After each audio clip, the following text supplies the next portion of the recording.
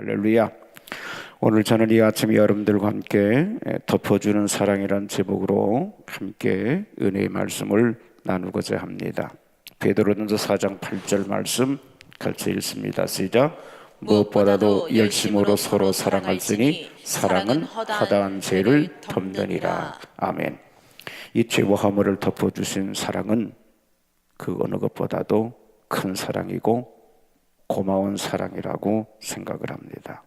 이 덮어준다는 것은 죄를 심판하지 않고 용서하는 것을 의미하는데, 이 죄를 드러내지 않고 감싸주는 것이요, 죄를 기억하지 않고 잃어버려 주시는 사랑이기 때문에 이건 매우 고맙고 감사하고 넓은 사랑인 줄 믿습니다. 독일의 한 지방에서 끔찍한 범죄가 일어났습니다. 지로스 고들스키라고 하는 사람이 자신의 친구들을 불러 조직을 만들어 예단 지역을 돌면서 강도 행각을 벌였는데, 한 동장에서는 9명이나 죽이는 범죄를 저질러왔습니다.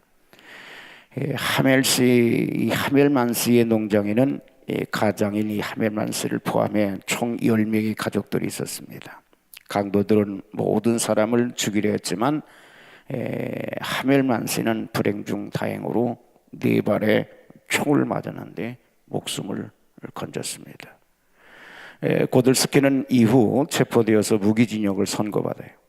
감옥에서 자신의 죄를 뉘우친 이 고들스키는 20년 만에 모범수로 석방이 될 기회를 맞지만은 그가 사회에서 활동할 연고도 없었고 후견인도 없었기에 당국은 석방을 보류하게 됩니다.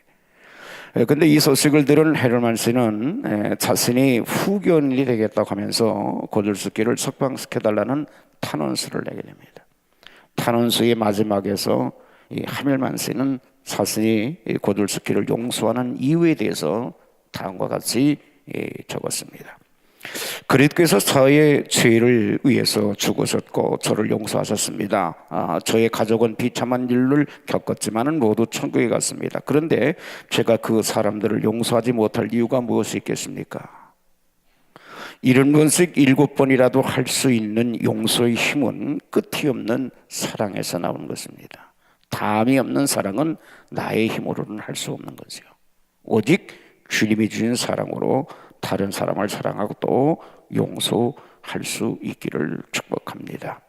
주님, 나를 구원하신 주님의 사랑의 크신 능력을 깨닫게 하옵소서. 인종차별이 심했던 때의 얘기입니다. 한 미국 신사가 자기 집 정원에서 맥주를 마시고 있었습니다. 이때 남노하고 몹시 피곤해 보이는 한 인디언이 지나가다가 그 신사에게 빵을 좀 달라고 애절을 합니다. 신사는 너에게 줄 빵이 없다고 말했어요. 그렇다면 지금 당신이 마시고 있는 맥주라도 한 잔 주십시오라고 부탁했으나 역시 거절당했습니다. 몹시도 배가 고픈 갈증이 난 인디언은 마지막으로 물 한 모금만이라도 달라고 사정을 했지만은 미국 신사는 너 같은 개 같은 인디언에게는 줄 물이 없다라고 잘라 말했어요. 인디언은 슬픈 얼굴로 돌아가랬어요. 얼마 후에 이 미국 신사는 사냥을 나갔습니다. 그런데 깊은 산중에서 사냥개를 놓쳐 그만 길을 잃어버렸어요. 방향 감각이 없어 산속에서 헤매는 날이 어두워지기 시작했습니다. 그는 배고프고 목이 말라 죽을 지경까지 이르렀어요. 마침 그때 그곳을 지나가던 인디언이 그의 딱한 사정을 보고 당장 구출해서 자기 집으로 안내하여 후히 되잡으렸습니다. 그 신사가 정신을 차리고 난 후 가만히 보니 자기를 구출한 인디언이 바로 얼마 전에 자기에게 박대했던 그 인디언이었던 거예요. 미국 신사는 너무 어이가 없고 부끄러워서 어쩔 줄을 몰라 했어요. 그런 미국 신사에게 이 인디언은 조용하게 이렇게 말을 했습니다. 당신이 얼마 전에 나에게 한 것처럼 내가 당신에 대했다면 지금쯤 당신은 산중에서 죽었을 것입니다. 사랑은 사람을 감동시키며 감복하게 합니다. 기독교의 정신은 사랑입니다. 예수는 사랑입니다. 성경이 이렇게 말씀합니다. 잠언서 25장 21절 22절 읽습니다. 시작.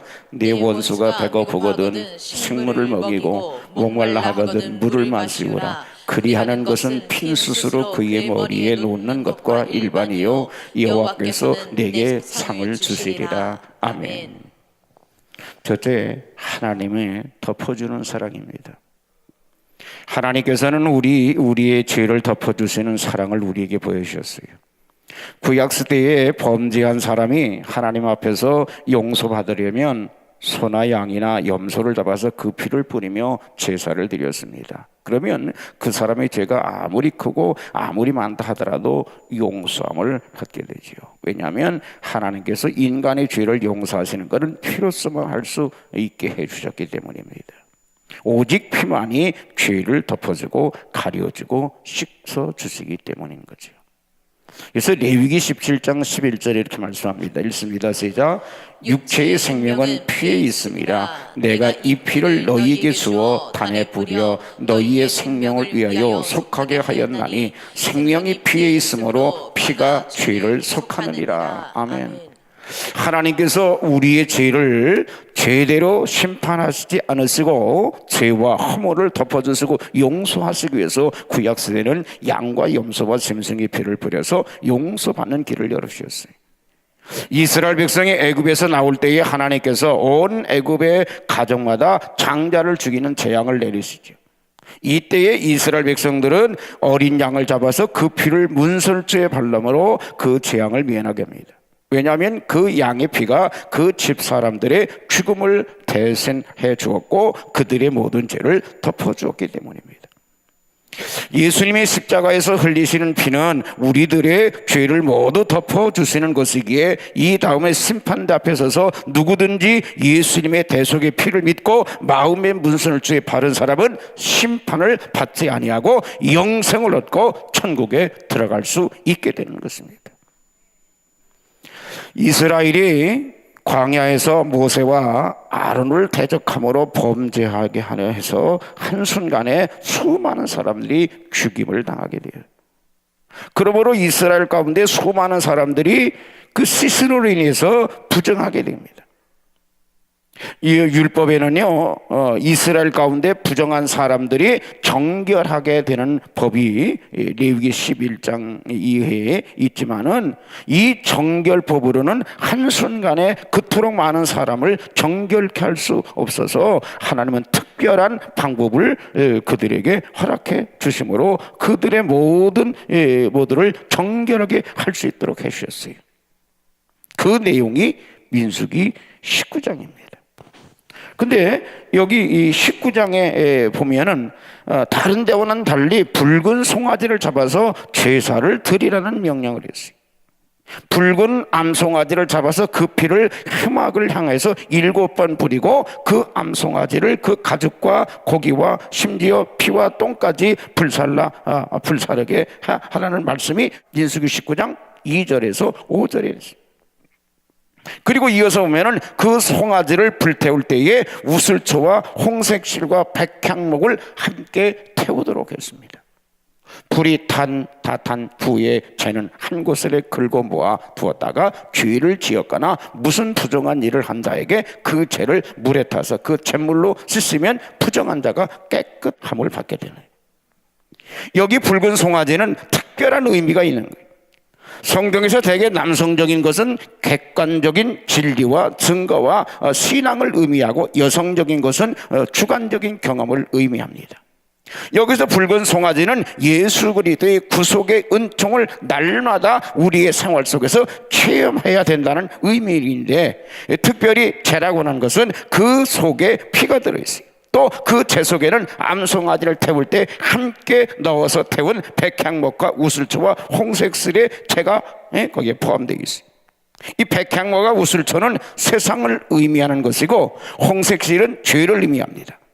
붉은 암송아지가 이 모든 것과 함께 태워진 것은 예수님께서 세상의 모든 죄를 다 걸머지시고 죽임을 당하신 것을 예표하신 것입니다. 여기서 죄라는 것을 한번 생각해 봐야 돼요. 죄는 모든 물질의 마지막 형태요, 또 죄는 더 이상 변하지 않는 것이고, 또 죄는 썩지 않는 것. 이와 같이 주님의 구속 사업은 최종적인 완성이요 영원히 변치 않는 거고 썩지 않은 구속 사업인 것입니다. 그런 거로 우리들은 아무 때라도 어떤 무서운 저 죄와 많은 죄를 졌다 하더라도 주님 앞에 나와서 자백하면 우리의 모든 죄를 씻음받고 용서받고 구원받을 수 있게 된 것입니다. 예수님은 우리의 과거의 죄와 현재의 죄뿐만 아니라 미래의 죄까지도 다 담당하시고 대속의 사업을 이루어 주셨기 때문에 우리가 예수 믿기 전의 죄나 예수 믿은 후의 죄나 어떠한 죄라도 주님 앞에 나와서 자백하기만 하면 예수님의 구속의 은총이 나타나서 죄를 용서함 받을 수 있게 되는 거죠. 오늘 본문 두 번째 요한일서 1장 7절이 이렇게 말씀합니다. 읽습니다. 시작. 저가 죄 가운데에서 계신 것 같이 우리도 빛 가운데 행하면 우리가 서로 사귐이 있고 그 아들 예수의 피가 우리를 모든 죄에서 깨끗하게 하실 것이에요. 여기서 빛이라 하면요, 복음의 빛, 은혜의 빛을 말하는 거지. 율법이나 우리의 죄대로 판단하지 않고 예수님께서 나의 죄를 대속해 주셨다는 그 사실을 믿기만 하면 그 예수님의 피가 우리의 모든 죄를 깨끗하게 해 주신다는 거예요. 모든 죄라고 하는 것은 우리의 생각에서 용서받지 못한 것 같은 죄라도, 아무리 큰 죄라도, 아무리 많은 죄라 하더라도 다 포함한다는 사실을 여러분들 아시길 바랍니다. 아멘. 또 8절에 보면 읽습니다. 시작. 만일 우리가 죄 없다 하면 스스로 속이고 또 진리가 우리 속에 있지 아니할 것이라고 그랬어요. 우리 죄가 없다 하고 숨기고 회개할 필요가 없다고 하는 사람은 하나님을 도리어 거짓말장이로 만드는 도리밖에 안 된다는 거죠. 그러나 9절에 보면 읽습니다. 시작. 만일 우리가 우리 죄를 자백하면 저는 미쁘시고 의로사 우리 죄를 사하시며 모든 불의에서 우리를 깨끗하게 하실 것이요.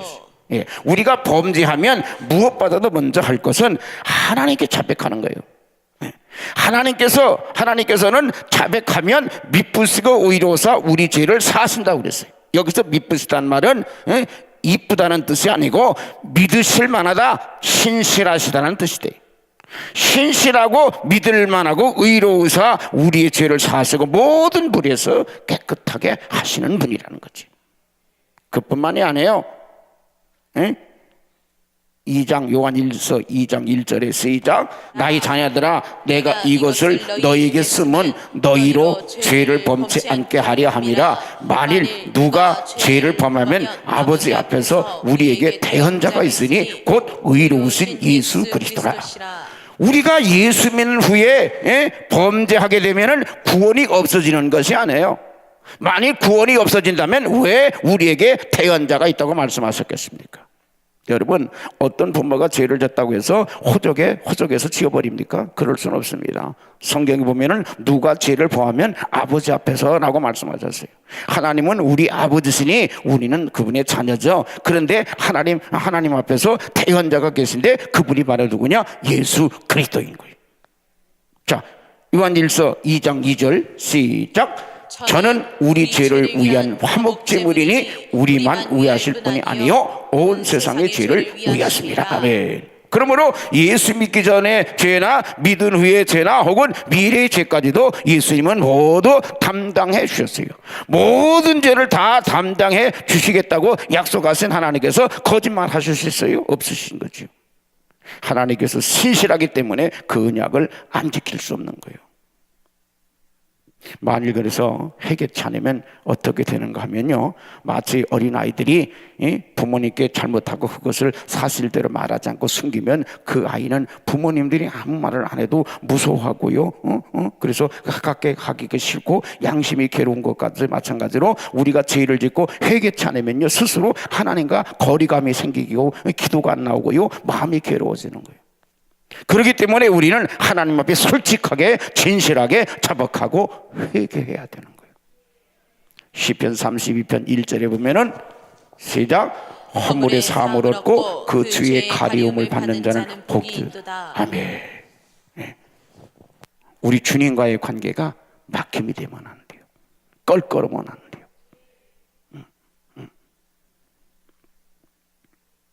하나님께서 우리의 죄가 아무리 무섭다 할지라도 우리를 대신해서 십자가의 희생의 제물이 되신 예수 그리스도 앞에 마치 암송아지가 희생의 제물이 되어 불에 탄 죄를 물에 타서 그 물을 씻기만 하면 어떠한 더러운 죄라도 다 깨끗함을 입는 것처럼 우리들은 우리 죄를 아무 때라도 그 앞에 처박하게만 하면 예수의 피가 모든 죄와 모든 불의를 깨끗하게 씻어주고 덮어주신다는 사실을 믿으시기 바랍니다. 그래서 예수님의 사랑은 덮어주는 거예요. 그래서 우리가 예수 이름에 권세가 있는 거예요. 그 이름을 부르는 자, 그 사랑으로 정결케 되는 줄 믿으시기 바랍니다. 자, 그러면 두 번째로 우리도 그런 남의 허물과 죄를 덮어주는 자가 되어야 될 줄 믿습니다. 그런 거로 우리도 남의 죄를 덮어주는 사람이 되어야 돼. 우리는 더러운 죄인인데 하나님께서 우리들의 죄를 하나하나 남김없이 끄집어내서 심판하신다면 하나님을 아버지라 부를 자가 어디 있겠어요? 없고요. 구원받을 자가 있겠어요? 아무도 없죠. 그러나 하나님의 사랑과 예수님의 은혜로 용서를 해주셨잖아요. 우리도 다른 사람의 그 죄와 허물을 그리고 잘못을 덮어주도록 해야 될 줄 믿습니다. 어느 날 예수님께서는 가늠하다 잡혀온 여인을 앞에 놓고 예수님을 올무에 걸리게 하려는 사람이 질문을 받아요. 이 여인을 돌로 칠까요 말까요? 만일 돌로 치라 하면 당신은 사랑을 외치면서 어떻게 돌을 치라고 합니까? 라고 할 것이고, 용서하라고 하면 구약 율법에는 간음죄를 범한 자는 돌로 쳐 죽여야 하는데 왜 율법을 무시합니까? 라고 예수님을 잡으려고 간계를 꾸민 질문이었어요. 이때 예수님께서는 땅에 글을 쓰시고 나서 누구든지 죄 없는 자가 먼저 돌로 치라 그랬어요. 그러니까 사람들은 양심의 가책을 느끼게 하자고 돌을 버리고 한 사람 한 사람 물러나고 말았어요. 모든 사람이 물러나간 후에 예수님께서는 돌을 맞아 죽을 것을 기다리고 있던 그 여인에게 나도 너를 정죄하지 아니하노니 다시는 죄를 짓지 말라, 그렇게 하면서 그를 용서하셨어요. 이와 같이 우리도 형제들의 죄와 허물을 덮어주도록 해야 된다. 어느 목사님께서 예전에 시무하시는 교회에 남편이 예양선을 타고 나간 그 여자 집사님이 한 분이 계시는데, 어느 날 갑자기 그 신앙생활을 잘 하시던 집사님의 남편이 수개월 만에 돌아왔어요. 근데 그 다음 그 돌아온 주일 예배에 그 집사님이 참석을 안 하기에 신앙을 염려하는 마음에서 또 한편에 괘씸한 마음이 들어가지고 목사님이 다리 몽둥이에 부러져라고 교인들이 듣는 앞에서 그렇게 말씀을 하셨어요. 예배가 끝난 얼마 후 바로 그 여집사님이 전화가 왔다라는 거예요. 목사님은 이거 정말 다리가 부러져서 전화한 게 아닌가 하고 겁이 덜컹 나서 마음으로 그 전화를 받았는데, 그 여집사님 하는 말이 목사님 감사합니다, 저를 그렇게 염려해 주시고 축복 기도까지 해 주시니 하고 그러더라는 거예요. 무슨 영민인지 몰랐는데 후에 알고 보니까 이 이웃에 계신 집사님이 그 집사님을 찾아가서 목사님이 다리 몽둥이를 부러져라고 했는데 그 말을 한마디도 안 하고 목사님께서 그 남편과 가정을 위해서 크게 축복해 기도해 주셨다고 말을 했다고 하는 거예요. 그래서 그 여집사가 고맙다고 전화를 한 것이라는 거예요. 나쁘게 말했는데 좋게 전한 거예요. 그러나 반대의 사람이 있습니다. 없는 것 있다고 하고 없는 허물도 덮어쓰고 허물을 억지로 드러내는 사람이 있어요. 우리는 다른 사람의 죄와 허물을 덮어주고 용서해주는 성도들이 되어야 될 줄 믿습니다. 릭 윌런의 당신의 삶을 변화시키는 하나님의 능력이라는 책을 보면은 거기 이런 내용이 있습니다. 대학 시절 나를 상당히 괴롭히는 친구가 하나 있었다. 게다가 그는 고의적으로 나를 괴롭혔다. 그는 이야기하면서 상대방을 모욕하는 부류 가운데 하나였다. 그가 복도를 따라 걸어오면 나는 그를 피하기 위해서 뒤를 돌아서 그 건물에서 나올 정도로 상황 악화되었다. 나는 정말 그가 싫었다. 그는 내게 염증 같은 존재였다. 그러더니 어느 날 밤 나는 에베소 4장 2절을 읽다가 에베소 4장 2절이 무슨 겸손과 온유를 하고 오래 참으로 사랑 가운데서 서로 용납하라는 말씀인데, 이걸 읽다가 그 구절이 비수처럼 내 가슴을 찌르는 것을 경험했다. 하나님, 전 그 친구를 사랑하지 않습니다라고 고백을 했다. 이 책 앞에서 사람들을 좋아하지 않더라도 그 사람을 사랑해야 한다고 하는 말을 기억하는가? 사랑은 느낌이 아니라 선택이다. 그리고 행동하는 것이다. 그래서 그날 밤 나는 하나님 내일 그 친구를 사랑하게 도와주십시오. 그냥 내일 하루만이라도 그를 사랑할 수 있도록 도와주십시오라고 기도를 했다. 그런 다음 나중에 후회하게 된 기도를 하게 되었다. 하나님, 그 친구가 저를 괴롭히는 것 때문에 제가 그리스도를 좀 더 닮아갈 수 있다면 그렇게 해주십시오. 제게 인내를 가르쳐 주십시오. 그가 저를 귀찮게 하는 것이 제가 하나님을 좀 더 닮아가게 만드는 방법이라면 지금보다도 더 저를 짜증나게 만드는 일을 그가 내일 하게 해 주십시오. 나는 이렇게 기도했다. 그러나 그 기도는 큰 실수였다. 다음날 아침 강의실로 갔다. 그런데 그 친구가 하루 종일 보이질 않나.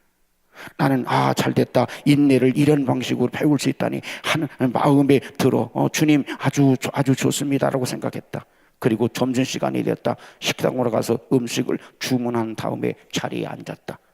점심을 먹고 있는데 그 친구가 나타났다. 어슬렁거리며 다가오더니 릭, 너 하루 종일 안 보이던데 라고 말을 하면서 들고 온 식판을 덮적 내려놓았다. 그가 가져온 스파게티가 내 머리와 셔츠에 튀었고 콜라가 내 바지를 다 적셔 놨다. 식당에 있던 모든 사람들이 귀에서 스파게티가 흘러내리는 내 모습을 바라보았다.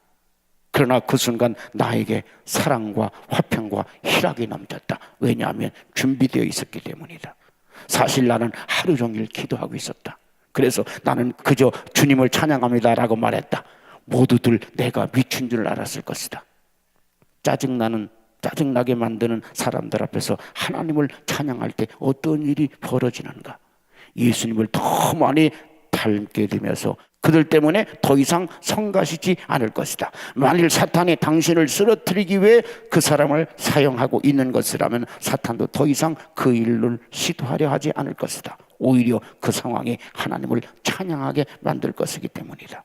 모든 상황에서 하나님을 찬양하는 법을 배우게 되면 사탄도 뚫을 수 없는 찬양의 부분을 쌓게 될 것이다.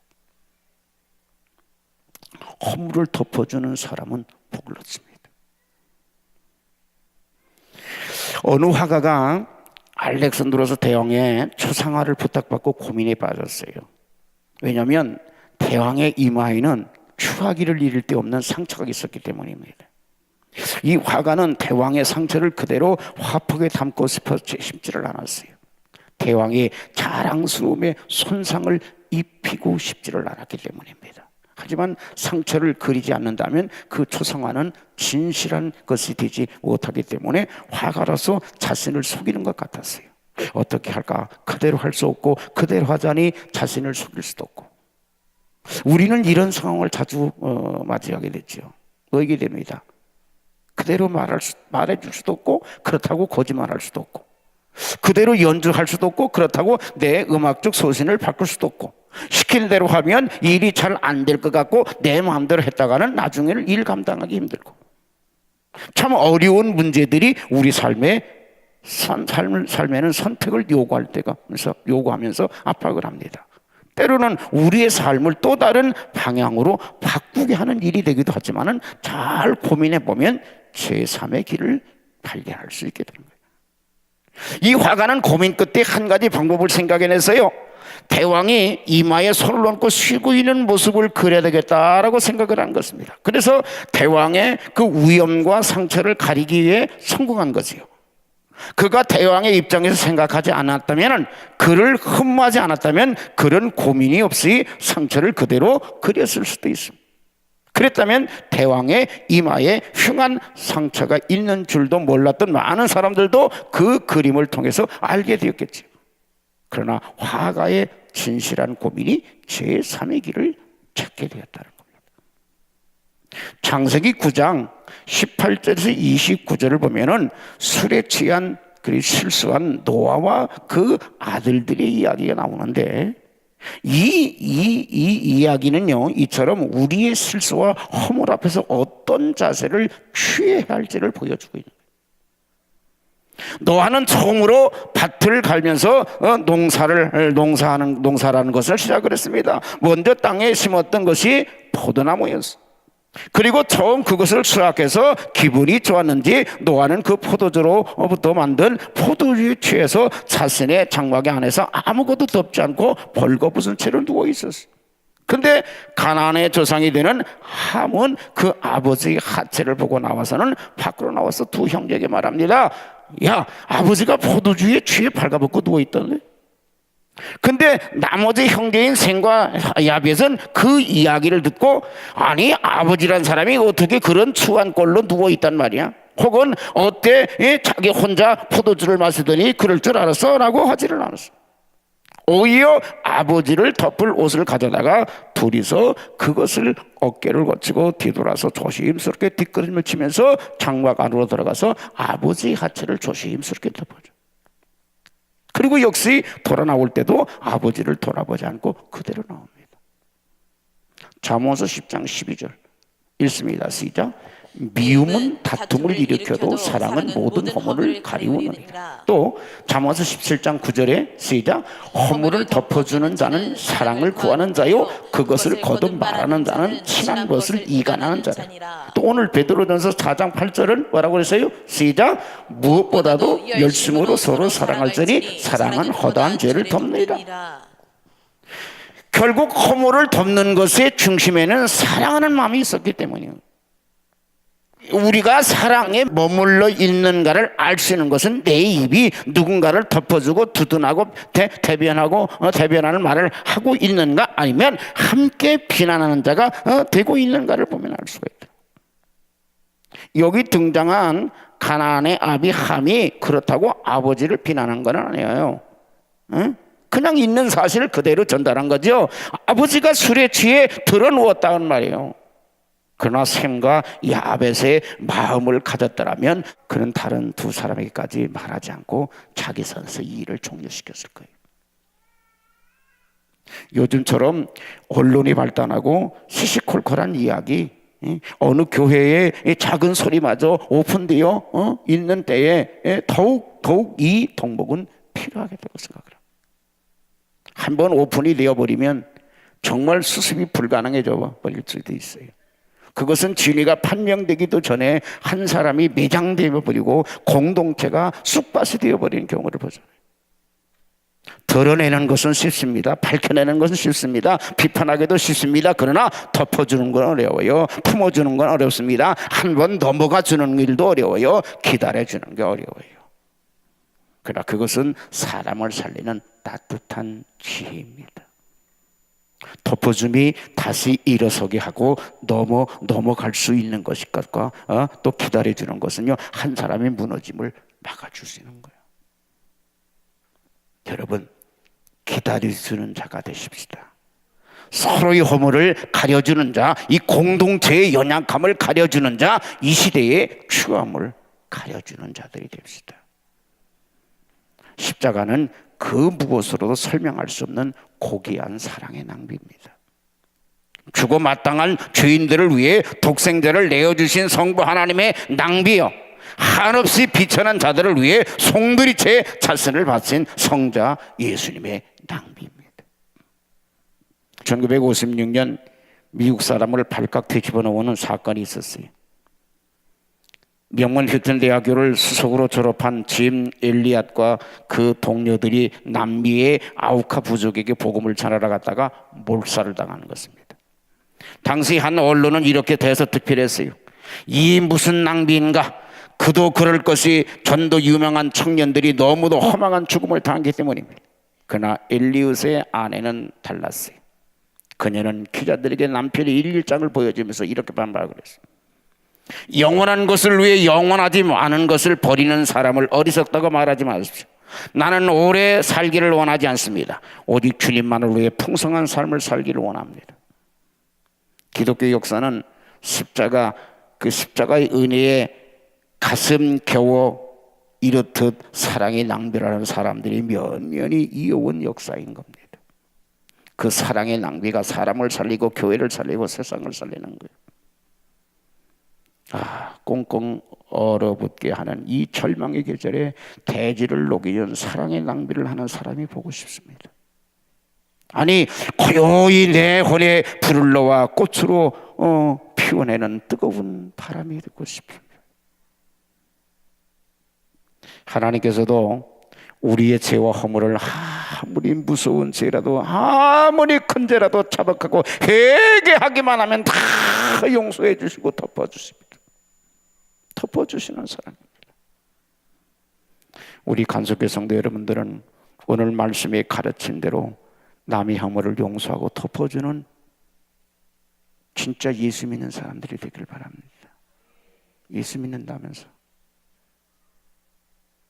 말로는 예수 믿는데 행함이 따르지 않는 거짓부렁이 되지 말고